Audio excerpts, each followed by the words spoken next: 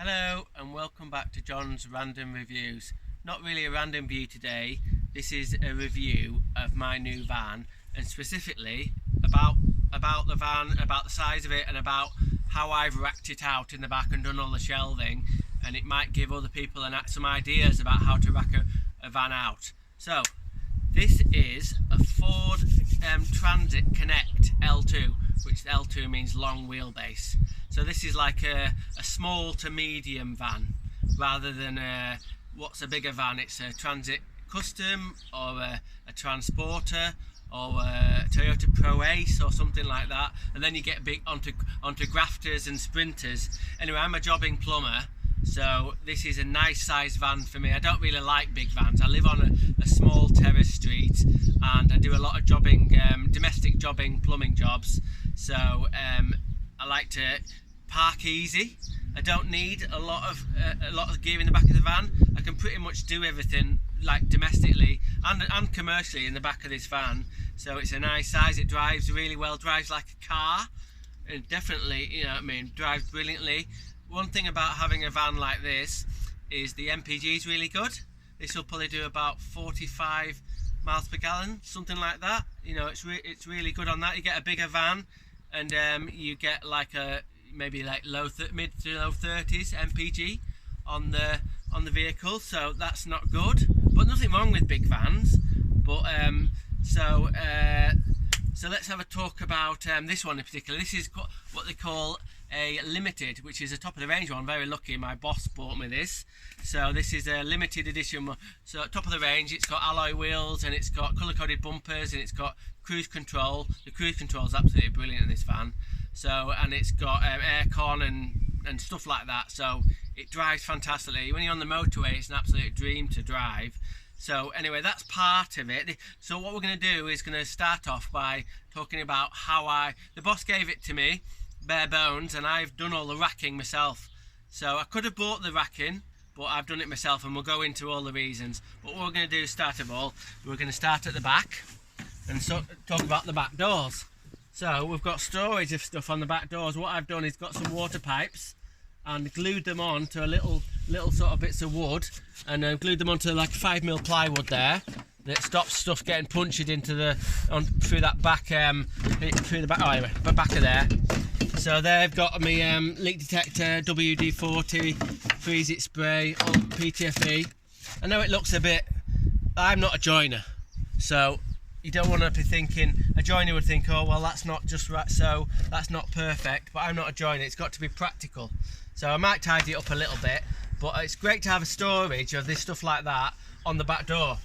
And I've got some more storage here for gloves. These little storage areas are a bit over the top, but what I've gained is not a lot, but it's little bits of storage. So I've got some trainers here if I'm in somewhere like a bit posh.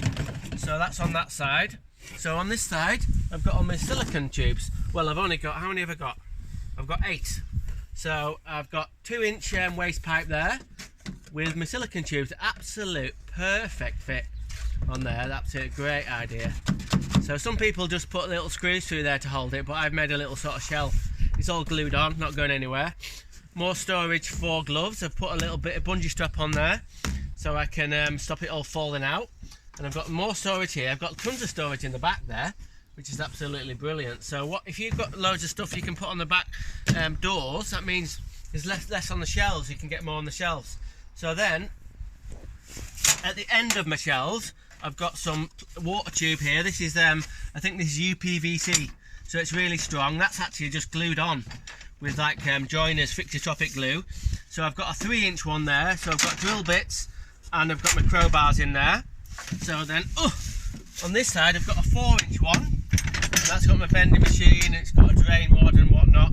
So coming back onto here, I bought this for the back of the bumper. It's a stainless steel trim. You can just get off eBay or whatever. That stops out that getting scratched, and that looks really cool. So then I've added this bit here. This is a aluminium bit of checker plate. That's underneath here is just plastic really, and that gets scratched really easily and scuffed. So that protects all the back of the van.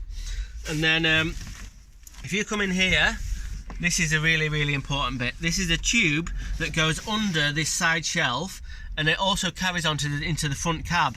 And what that means is I can put a 3 metre length of tubing, copper tubing or waste pipe through there, and I don't have to have it on the roof. So another thing about this, just to pull back a little bit, is quickly, I don't have a roof rack on the top of the van.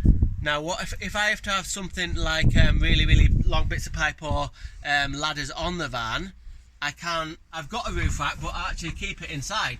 So this is one of them. If you just pull your camera in here, this is the Vanguard Ultibar. So that's one of them, and the other one's on the other side there. So if I need to put the roof rack on, they just sit clipped on. So then I take them off and put them on the top of the van. So it takes about a minute to put the roof rack on. Now then, some people might say, why are you bothering doing that? Just leave it on. Two things is, not so mad with this one, but you put roof racks on vans and you're going down the motorway, they buzz and make like a humming noise, does your head in. And also, the MPG goes down, they get the drag. And also, another thing is, going to go into having power tools in vans in a minute as well, because, we might as well go into it now, where I live, it's a little bit of a rough area, and I can't leave anything on top of the van or anything in the van. So you see a lot of vans, maybe a bit bigger than this, some vans like this, and they have racking with all the power tools in separate boxes in the back of the van, and that's how they leave them. But I can't do that. I've got to take all my tools out, and power tools out at night. So we just come around here.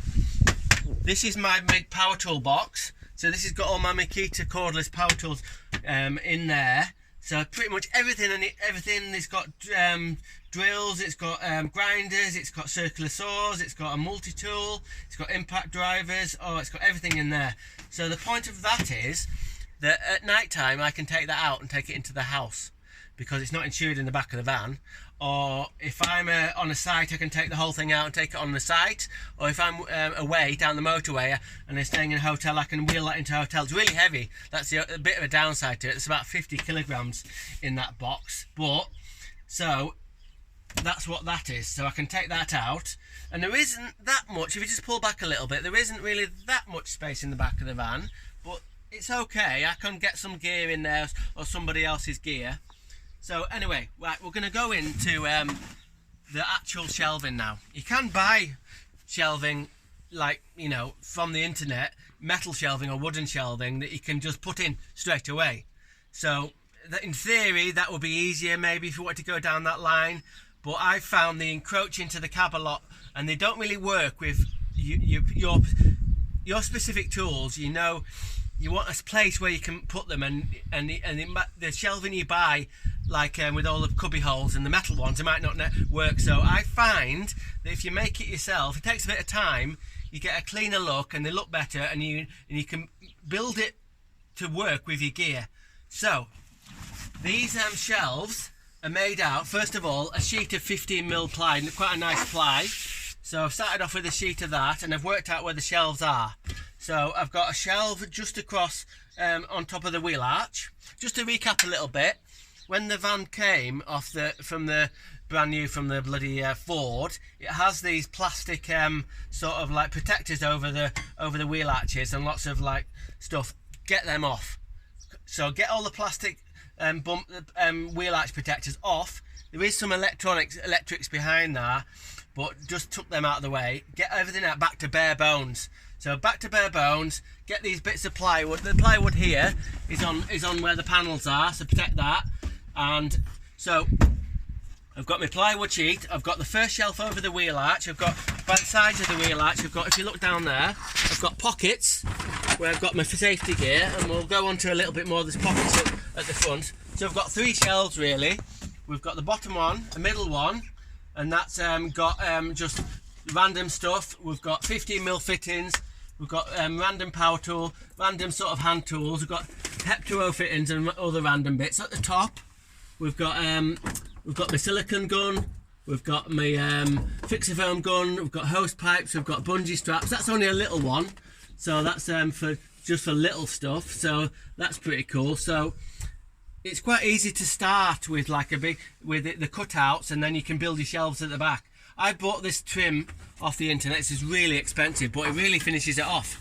So I've got this kind of push-on trim that goes around everything, looks a bit more professional. I've got these aluminium edging bits there.